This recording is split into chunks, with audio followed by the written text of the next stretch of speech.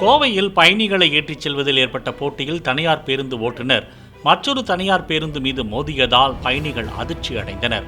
உக்கடம் பேருந்து நிலையத்திலிருந்து புறப்பட்ட ஜெய் என்ற பேருந்துக்கும் கலைமகள் என்ற பேருந்துக்கும் இடையே நேரம் தொடர்பான பிரச்சனை ஏற்பட்டு மலுமிச்சம்பட்டி அருகே பேருந்துகளை நிறுத்தி ஒருவரை ஒருவர் சரமாரியாக தாக்கிக் கொண்டனர்.